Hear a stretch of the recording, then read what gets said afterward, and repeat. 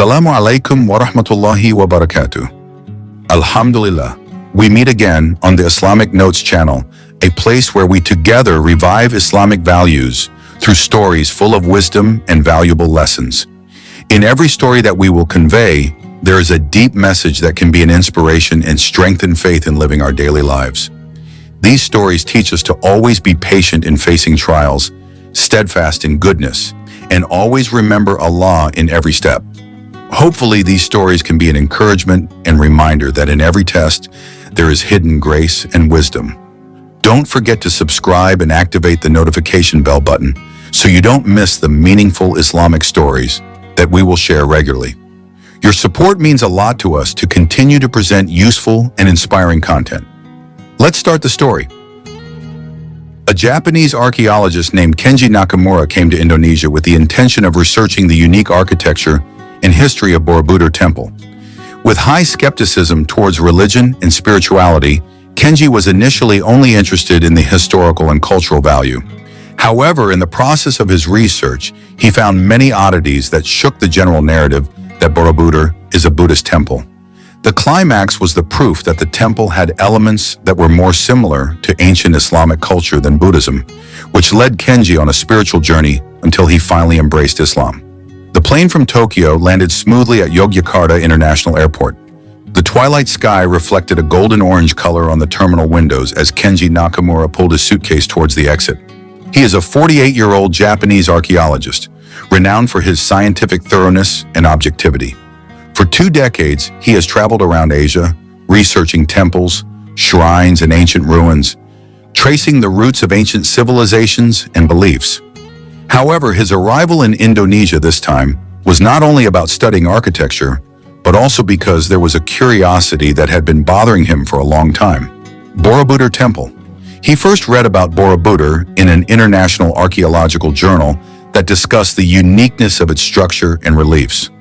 However, what really interested him was a vague report from a Dutch researcher in the early 20th century who stated that some of the reliefs did not seem to match the Mahayana Buddhist narrative that had been attached to Borobudur. That sentence stuck in his head like a challenging puzzle to solve. With a suitcase filled with infrared scanning equipment, a 3D mapping drone, and various stone structure sensors, Kenji checked into a simple hotel near the Magelang area. He spent the night rearranging his notes, rechecking the batteries and calibration of the equipment, before finally closing his eyes in restlessness. The next morning, a rental car took him through the thin mist of the Manora Mountains. As the vehicle began to approach the Borobudur complex, Kenji looked at the magnificent building from a distance. There was a certain aura of silence that enveloped the temple, not just because of the grandeur of its architecture, but because of the unknown that began to creep into his chest, a feeling that he was approaching something more than an ancient ruin. After getting permission from the conservation office, Kenji began the scanning process.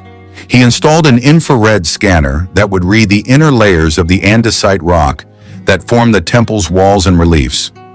The device allowed Kenji to see traces of carvings that had been eroded by time, as well as geometric patterns hidden beneath the rough surface of the stone. While the initial process went smoothly, Kenji began to feel uneasy. He had studied many Buddhist temples in Tibet, Nepal, and Sri Lanka, but none of them had structures as complex and large as Borobudur.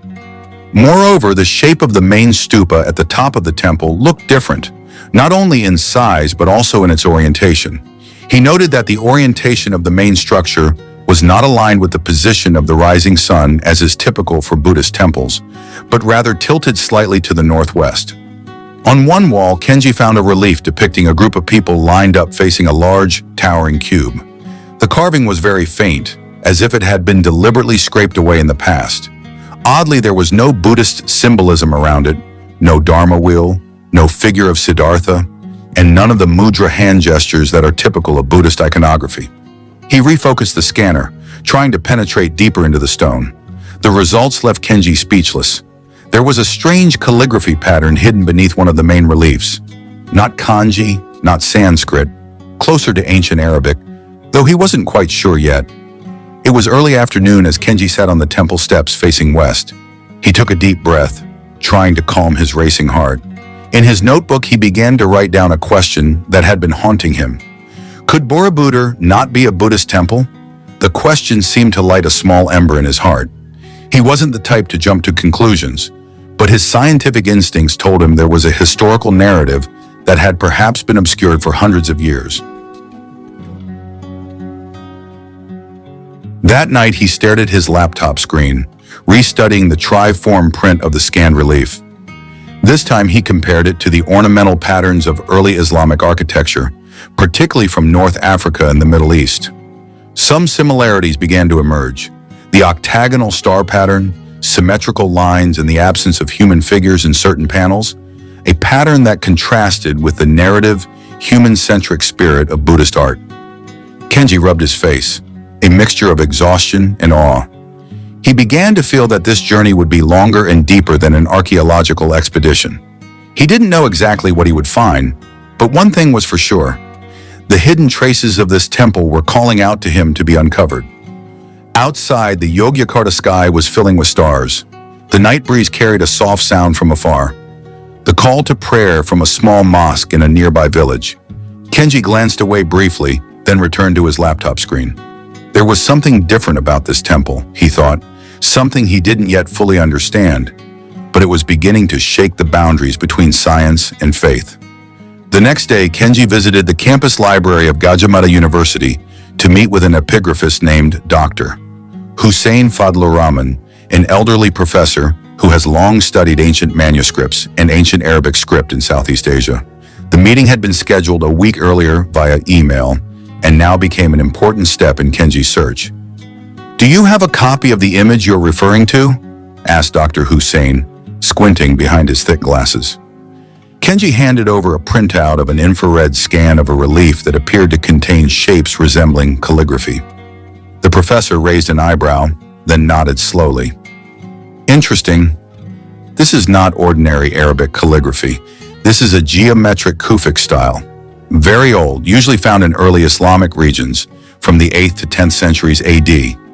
But why did it appear at Borobudur?" "That's what I want to find out," Kenji replied seriously. "I feel like Borobudur might have layers of history that have never been revealed." Dr. Hussein stared at him for a long moment, then said quietly, "If your findings are correct, then we may be standing on the threshold of a major change in Southeast Asian history." The words echoed in Kenji's mind as he left the campus. The sky over Yogyakarta was overcast and a gentle breeze cooled his skin, but his mind was only getting hotter with new questions. That night, he sat alone on the hotel balcony, looking at the stars that were rarely seen in Tokyo. For the first time in his life, he prayed. He didn't know to whom, didn't know how, but his heart knew. He was asking for guidance. Monday morning, the sound of birds chirping accompanied the breeze that touched the leaves around the Borobudur Temple complex. Kenji prepared himself again, this time by bringing notes and several small tools to measure the details of the relief that he had not finished exploring yesterday. While exploring the east side of the temple, he stopped at a relief panel depicting a human figure wearing long clothes, with his head covered in a cloth resembling a turban. Kenji observed the details carefully. "This is not typical Buddhist clothing," he muttered. Kenji took a photo with a high-resolution camera, then sent it to a research friend from Al-Azhar University, Egypt, who has long been involved in the field of calligraphy and ancient Islamic art. "This is clothing that was common in the Arab region in the 7th century, his friend replied via text message. "And the turban is a symbol of a cleric or religious figure." Kenji's curiosity grew. Could there be a connection between Borobudur and early Islam that has not been recognized by mainstream history? The next day, Kenji met a local village elder, Mr. Jaya, who had lived around Borobudur since he was a child. "Mr. Jaya, do you know any old stories about this temple other than the ones commonly told?" Kenji asked cautiously. Mr. Jaya smiled. "Our parents used to say that Borobudur is not just a Buddhist holy place. There is a story that in the past many spiritual teachers from various regions gathered here. Some even said that a saint from a faraway land once came, bringing a different teaching." Kenji frowned. "Different teachings? What do you mean?" Mr. Jaya stared into the distance at the temple. "Maybe the teachings were like Islam, But in the past, people did not dare to speak openly. History sometimes keeps secrets. That night, Kenji sat in thought on the balcony of his hotel room. He took out the Quran he had just bought, opening it page by page. He began to read the verses that contained instructions about spiritual journeys and hidden truths. Kenji knew that his journey was not just about finding physical evidence. It's about finding a deeper meaning, one that connects the past to the present, knowledge to faith, and history to eternity. "Oh my God, give me guidance and strength to walk this path," he whispered softly, before finally closing the book and looking up at the starry night sky. Simple hotel room, night. Kenji was still staring at the relief image in his book. The clock hands ticked slowly, marking the time that continued to pass. Kenji, talking to himself, "If there really is a hidden message, I have to find a way to read it." He then took out a small flashlight and shone the light from different angles onto the relief image. Suddenly, the shadows of the lines formed different patterns, like Arabic symbols or calligraphy. Kenji, "Is this the key that Mr. Jaya meant?" Suddenly, Kenji's cell phone vibrated. The screen displayed a message from his colleague in Japan, Dr. Aiko Tanaka. Message from Aiko. "Kenji-san, I just got information from the Kyoto Library. There is an ancient manuscript that mentions Borobudur as a place of interfaith pilgrimage, including the early teachings of Islam. The manuscript has never been fully translated. I'll send you a photo." Kenji opened the attachment of the manuscript photo. Pages filled with Arabic script with ancient Javanese notes in the margins. Kenji, whispering, "This could be a big clue." Borobudur Temple, morning. Kenji walked along the terraced temple courtyard. The sound of birds and the morning wind added to the sacred silence around him. He stopped at the relief that had been the center of his attention, a figure in a robe, wearing a turban, with his right hand pointing to the horizon. Kenji took out a small scanner that could record stone patterns in ultraviolet light. He began to rub the device slowly on the relief. Suddenly, the device's screen displayed layered patterns that were invisible to the naked eye. There were fine lines forming ancient Arabic script flowing along the relief stone. Kenji, surprised, "This is writing? This is not just an ordinary carving." Suddenly, footsteps were heard from behind him. Kenji turned his head, seeing a middle-aged woman wearing traditional Javanese clothing. Woman, "Mr. Kenji, you've been here for a long time. What are you looking for?" Kenji, "I found something extraordinary in this relief. There is a hidden writing." The woman smiled faintly, then said in a meaningful voice, "Woman, the old people in the village say that Borobudur is a meeting place for spirits and teachings from all over the world. But not everyone is ready to accept it." Kenji became more curious. Kenji, "Do you know more about this writing?" The woman shook her head slowly. Woman, "I am just a story keeper. But if you want to know more, go to the village library. There are old books kept by the elders." Village library, afternoon. A small room with wooden shelves full of old books, yellow and dusty pages. A village elder, Mr. Slamet, sat at a large table, looking at Kenji with calm eyes. Mr. Slamet, "You came looking for the truth, Mr. Kenji. But no, the truth is not only about history, but also about how we interpret spirituality." Kenji opened a thick book written in mixed Javanese and Arabic script. Kenji, "This is a manuscript of mixed languages and symbols. It is difficult to translate." Mr. Slamet took a magnifying glass from a drawer. Mr. Slamet, "Use this and read it with your heart. The early teachings that came here are combined with local wisdom. Borobudur is not only a Buddhist temple, but also a symbol of harmony." Kenji began to turn the pages and read carefully. Slowly, a pattern of stories and prayers that combined elements of ancient Buddhist and Islamic teachings began to appear. Kenji in front of the Borobudur relief afternoon. Kenji stood pensive, staring at the sun that was starting to set behind the temple. The wind blew, carrying the sounds of nature and the echo of prayers that were inaudible to others. Kenji, in his heart, "I found something greater than I expected. Borobudur is a witness to the meeting of civilizations, a symbol of peace between religions and times. Suddenly he felt the presence of something invisible, as if there was spiritual energy flowing through his body. Kenji, this is the true legacy of Borobudur, traces of eternity that are timeless. Night in the hotel room, Kenji studies an ancient manuscript. Kenji sits hunched over a table, the only light coming from a desk lamp and a laptop screen. The manuscript icosent is spread out on the table, with Arabic writing and ancient Javanese script that he begins to match one by one. Kenji, speaking softly, I have to find a translator who really understands these two languages, or I'll be stuck here with no answers. Suddenly his cell phone rings. There is an incoming call from an unknown number. Kenji, hesitantly, hello? A hoarse voice, faintly audible but clear. Mysterious voice, Kenji Nakamura, don't dig too deep. There are things that should remain hidden. Kenji, who is this? What do you mean? Mysterious voice, Borobudur is not just a temple. It holds a secret that could change history, and not everyone is ready to accept that truth. Then the call just disconnected. Kenji stared at his phone, his face turning serious. In the morning, Kenji met Mr. Jaya at a coffee shop near the temple. Kenji sat opposite Mr. Jaya, the senior archaeologist who had given him the initial clue. Kenji, someone reminded me to stop digging. I don't know what he meant. Mr. Jaya sighs. You have to be careful, Kenji. There is a certain group that has guarded this secret for centuries. They believe that if the secret is leaked, great power could be released. Kenji, power?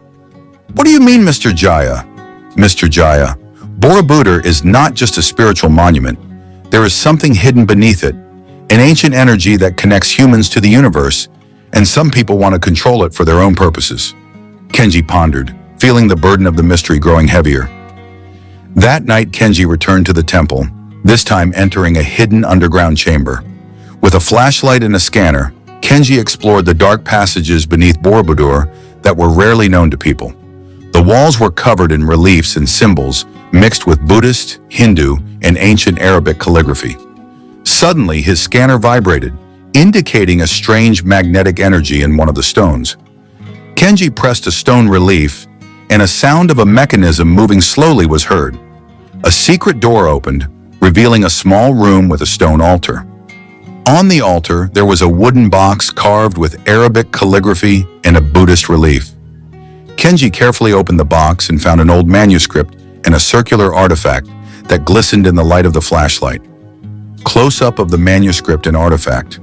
The manuscript was written in gold ink, containing ancient prayers and formulas, a mixture of Arabic and Sanskrit, while the disc-shaped artifact contained astrological symbols and spiritual mantras. Kenji lifted the artifact respectfully. Kenji, whispering, this is the secret heart of Borobudur. Suddenly, rapid footsteps were heard approaching. Kenji turned his head, seeing the shadow of someone entering the basement with rapid steps. Stranger, you shouldn't be here, Kenji. Kenji braced himself, heart pounding. Borobudur's basement, tension running high. Kenji stood tall, facing the mysterious figure who had just entered. The figure was dressed in a dark robe, his face partially obscured by shadow. Kenji, who are you? What do you mean by coming here? Stranger, I am part of the Guardians of Light, a group that has guarded this secret for centuries. We protect the balance between science and spirituality that exists in Borobudur. Kenji, but I found this artifact. This manuscript could change the way the world views history and spirituality. Why should it be hidden? The man stepped forward, his gaze sharp but with sadness in his voice. Stranger, because the world is not ready. The power behind this artifact is not just a symbol, but a real energy that can unite or destroy. If it falls into the wrong hands, it could be a disaster. Kenji stared at the artifact in his hand. He felt a subtle vibration flowing through it, as if there was life in it. Kenji, but knowledge must be shared. Secrets must be revealed so that we can learn and grow. The man nodded slowly. Unknown person. I understand, but there is a process. Balance must be maintained. That is why we choose certain people to carry on this legacy. You, Kenji Nakamura, have been tested. Flashback scene. The history of Borobudur and the Keepers of Light. The visual narrative shows the ancestors who built Borobudur, created a complex spiritual and scientific structure, and then formed a group of Keepers of Light to guard the secret of the ancient energy from being misused. Back in the basement, Kenji and the Keeper of Light have a dialogue. Keeper of Light, we want you to be the successor, not only as a scientist, but also as a spiritual guardian. You must combine knowledge and heart to guard the secret. Kenji fell silent, feeling a great burden and honor on his shoulders. Kenji, I accept. I will maintain that balance and guide those who are ready to accept. Morning on Borobudur Temple. Kenji stands facing the sunrise. The sound of wind and birds accompanies him. Kenji, narration in his heart. Borobudur is not just a stone in relief. It is a bridge between eras, between knowledge and spirituality. The secret I hold is not to be mastered, but to be understood and guarded, so that this heritage lives forever. Kenji looks at the horizon with hope.